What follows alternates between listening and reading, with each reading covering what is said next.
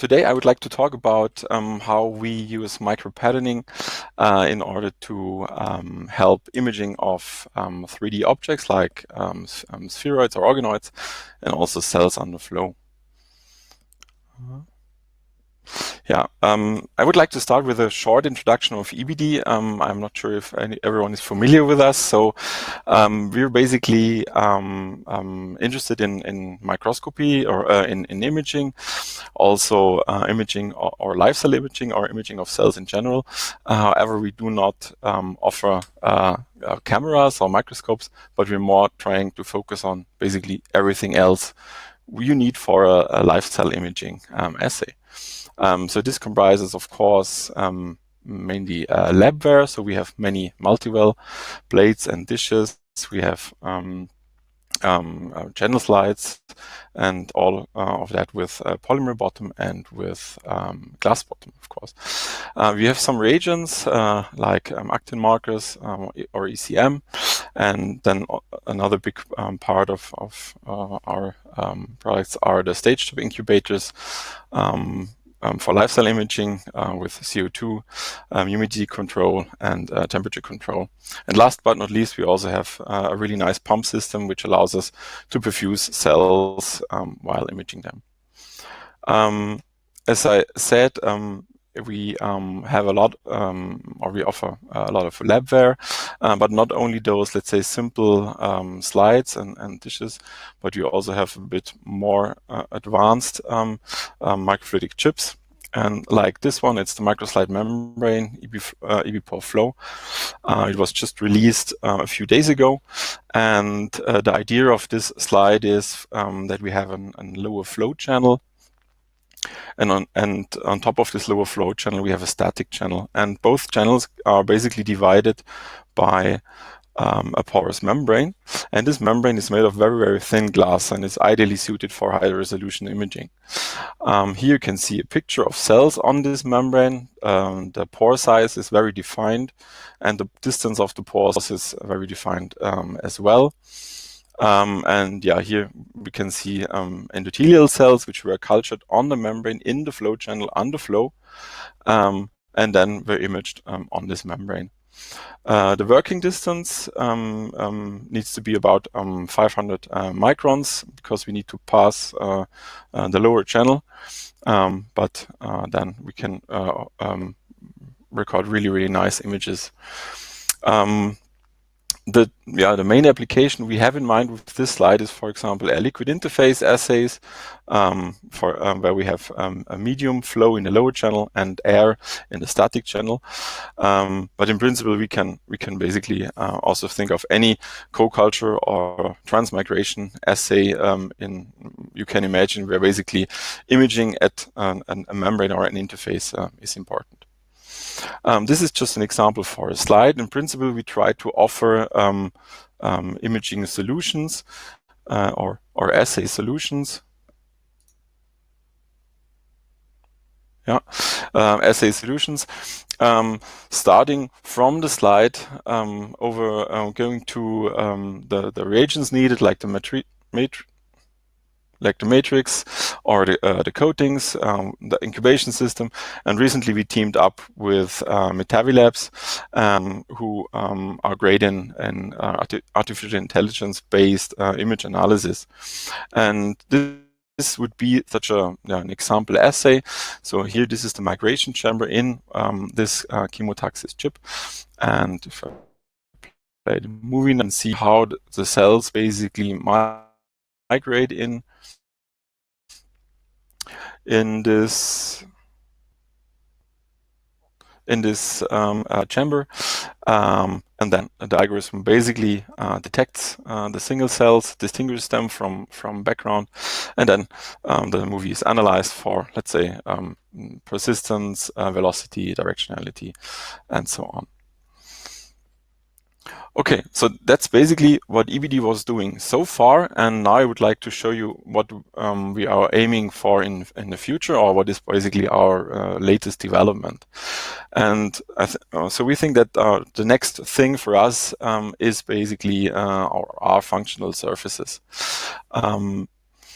We already have a a nice functional surface, which is our ibidi-treated surface. In contrast to many other manufacturers, we do not only offer glass bottom, but we also offer polymer bottom.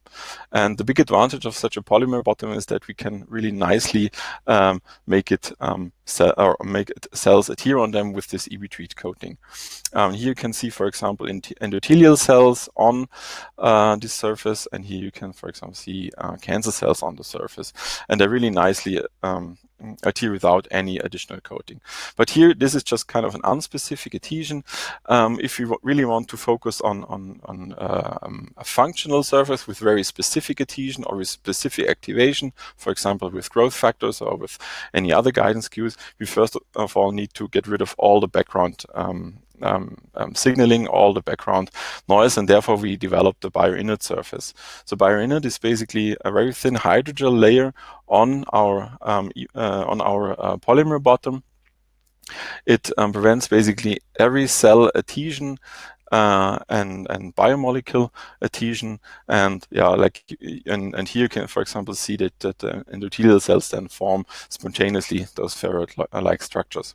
Of course, we are focusing on imaging. That's why this hydrogel layer does not change the quality or the image or the autofluorescence and does not change the quality for imaging. Now, with this technique in hand, we can now look at how to functionalize them. And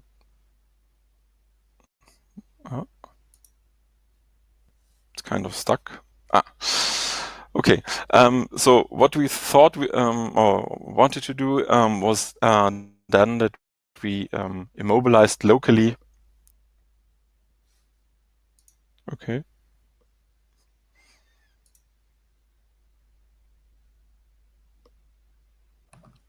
If you have trouble, sometimes you can refresh your browser and it speeds things up again. Yeah, no, I think at the moment it should be fine, but I will try. Okay, so what we then intended to do was to add a functionality to this passivated surface, and like really an easy or a simple passive functionality, of course, is cell adhesion. So we locally immobilized extracellular matrix proteins, and we could use this to form single cell arrays, multi-cell arrays, or even 3 structures like spheroids or organoids on this Bioinert surface. So this functionalization is long-term stable, and it does not change the optical quality of the polymer bottom. And also important for us, it does not change the surface structure, so we do not form any wells or any other structural changes, so it's not visible in phase contrast. We can do this in our channel slides or in our well slides, so in principle it's possible in all our formats. Now I would like to quickly show you 2 examples of how we can use this technique for image-based assays. First of all, I would like to talk about 3D structures or spheroids. So in order to image spheroids, people often need to take them from multi-well plates with round bottom into flat bottom imaging plates with glass bottom, and this, of course, always kind of perturbs the spheroids already. So so if you want to look at basic effects or things which are happening within the spheroids, or just things which happen with the spheroid, like growing and morphology changes and so on. This is basically not possible if the spheroids are constantly moving, and that's why we thought it would be a nice idea to fix them or to immobilize them on an adhesive spot, or basically to catch them on an adhesive spot, and therefore allow for imaging or following kinetics. Since those adhesion spots are in the channel, we can basically use this channel geometry and its very homogeneous cell distribution to even form the spheroids in those channels. So here in this movie, I hope it's working. You can see that spheroids of those cancer cells start to form spontaneously and very homogeneously. And this works with many cell types really nicely, and so people don't have to move those spheroids from one plate into the another plate. They can just form and image the spheroids in the very same channels. So this is how basically such a channel then looks like after washing, or if one waits long enough until all the cells have formed those spheroids. And I think you can appreciate that this is a kind of really a fixed position of each spheroid, and this allows for really stable imaging of those aggregates or within those aggregates. Since those spheroids are now in our channel, we can additionally connect them to our perfusion system, and then start to flow media through this channel. This is how it looks like. So here you can see all the spheroids on the adhesion spots, and then by the time and with very low shear stress, those spheroids start to kind of contract. They get really dense and are a bit smaller. We also tried this with spheroids which are not attached, and we can do this over weeks. Take an image, put the slide back into the incubator, take it out again, and this over weeks. And this is then how it looks like after a few weeks.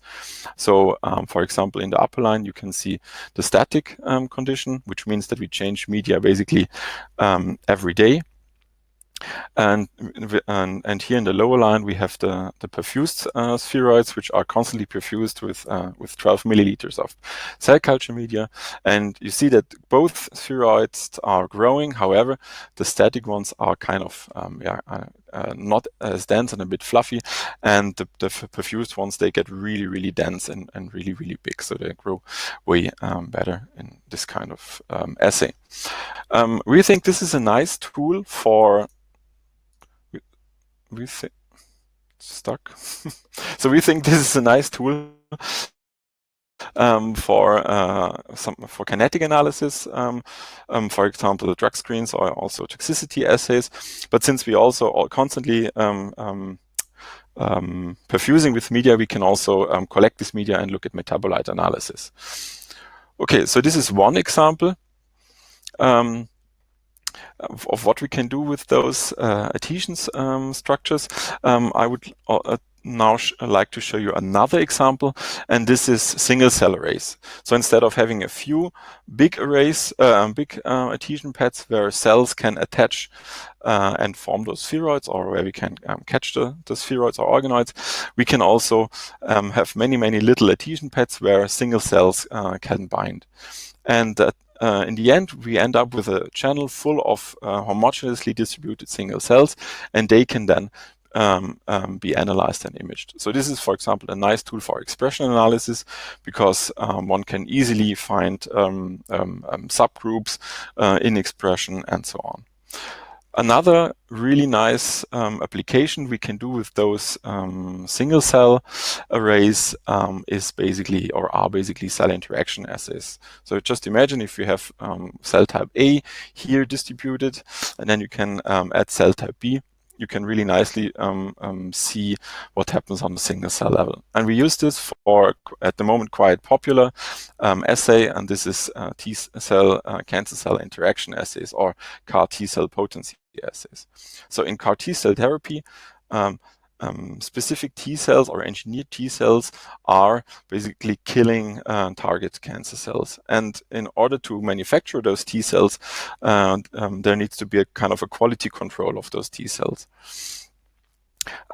So far, people just mix T cells and cancer cells, and in the end, look how many cancer cells did survive.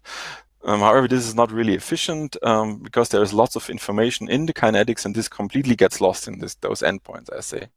So we decided that we kind of wanted to introduce our single cell arrays with as a T cell interaction assay. And here, and again, we teamed up with Metabolabs for the analysis. So here you can see a single cell array of renal cancer cells, which are distributed on those single cell patches, and then we just add a certain number of T cells to the assay. The algorithm, which is analyzing the movie, is then, I quickly stopped the video, is now identifying all the cancer cells on the adhesion spots, and it's also identifying the T cells, which are now labeled with a T. They're quite small, so in this kind of overview picture, one does not see them. Now you can imagine, if I run the movie, you can see how those T cells start to kill, or how they start to interact with the cancer cells and eventually kill them. So first they form apoptotic bodies, and then when they die, they're released from the adhesion spot. Now we can do two kinds of analysis with this kind of assay. First, we can really look at a single T cell and a single cancer cell and look how often, for example, the T cell is attacking, or we can just look at the bigger picture like here and have a kind of a rough analysis of how fast a certain T cell population is killing, and this we can also analyze. And for example here you can see that we used 3 different cell numbers on a very same number of cancer cells, and then we get a distinct kinetic killing profile for each cell number. Okay, that's basically it. I hope I could show you that micropatterning might be useful for imaging, and I'm happy to answer some questions. That was great. Thank you, Jan. I always love hearing about microfluidics. I used to work for a company called Celix based in Ireland. And so I was a competitor of ibidi, and I found it very difficult to compete against your range of products. It's so versatile and such a big product range. So really, really impressive how things have come on since I left that company. Quite a few questions popped in. So Heather has asked, is the polymer coverslip compatible with super resolution applications? For super resolution, I think it's not ideally suited. It is possible, but I think the glass might be a bit better. But we are working on the coating on glass as well, so that we can offer the very same micropatterning on our glass products as well. Oh, that would be fantastic. So keep an eye on the ibidi website then for new products.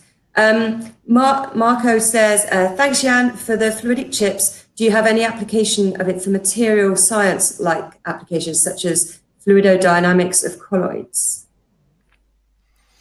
Yes, basically anything is possible.